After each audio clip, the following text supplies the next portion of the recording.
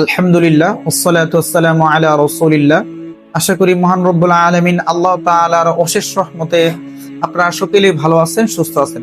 আলহামদুলিল্লাহ, আমিও ভালো আছি, সুস্থ আছি। আমি আপনাদের সামনে একটি আজ গুরুত্বপূর্ণ আমল নিয়ে হাজির হয়েছি, যেটা জিনের জাদু ও ভান কিভাবে নষ্ট করবেন। চিকিৎসার সময় যদি জিন আপনাকে ক্রমাগত জাদু ছুড়ে চোখের মাধ্যমে, মুখের মাধ্যমে এবং আপনার কথা কোনো ক্রমে না শুনে, অর্থাৎ সেই জিন আপনাকে বলেছে আমার কোনো ক্ষতি করতে পারবি না, আমাকে তুই হত্যাও করতে পারবি না, আমাকে তুই বন্দিও করতে পারবি না, আমাকে তুই কোনো শাস্তি দিতে পারবি না। আপনি বিভিন্ন আয়াত দ্বারা তাকে শাস্তি দেওয়ার চেষ্টা করেছেন, কিন্তু শাস্তি তার উপরে লাগছে না।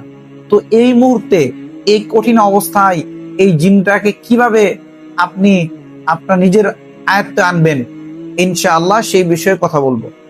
যখন কিনা একটা জিন, দুষ্ট শয়তান কবিরাজ জিন আপনার কোনো কথা মানবে না, কোনো কথা শুনবে না, তখন আল্লাহ সুবহানাহু ওয়া তাআলার নিকট দুরূদ একবার পড়বেন, দুরূদ ইব্রাহিম। তার পরবর্তীতে হচ্ছে সূরাতুল আরাফের 117 থেকে 122 নম্বর আয়াত এবং সূরাতুল ইউনূসের 81 থেকে 82 নম্বর আয়াত এবং সূরাতুত তাহার 69 নম্বর আয়াত।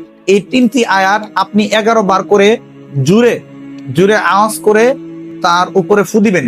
11 বার ফু দিয়ে 11 বার দম দিবেন এবং পরিশেষে সূরা ফালাক এবং নাস 11 বার করে তার নিকট ফু দিবেন। নিয়ত করে বলবেন, ইয়া রাব্বাল আলামিন ইয়া আরশিল কারীম, এই জিন যত ধরনের জাদু বান কুফরি করেছে আমার উপরে এবং নিজেকে প্রোটেক্ট করার জন্য, সকল ধরনের এই জিনের জাদুটা বান কুফরিকে ধ্বংস করে দাও ইয়া রাব্বাল আলামিন। এইটা বলে বিসমিল্লাহি আল্লাহু আকবার বলে ফু দিবেন তার উপরে এবং পরিশেষে 7 বার ডান কানে আজান দিবেন এবং বাম কানে 7 বার আজান দিবেন।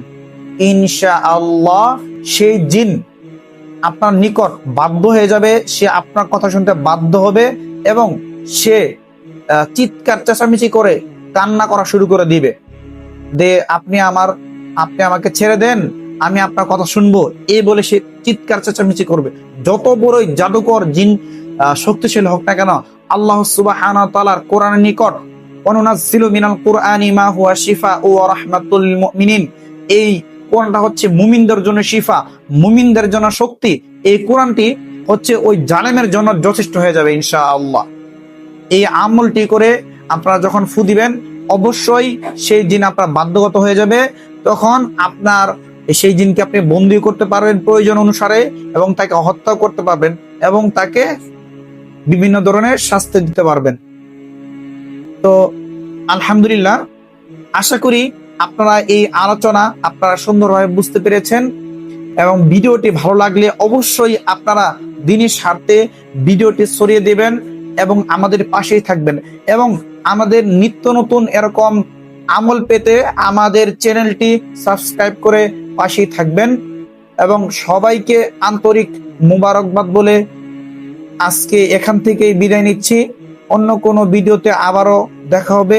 সেই সময় পর্যন্ত আল্লাহ সুবহানাহু ওয়া তাআলার নিকট দোয়া, আপনাদের সকলকে যেন আল্লাহ তাআলা আপনাদের সুস্থ রাখে এবং সুস্থ কামনা করে শেষ করছি। আসসালামু আলাইকুম ওয়া রাহমাতুল্লাহি ওয়া বারাকাতুহু।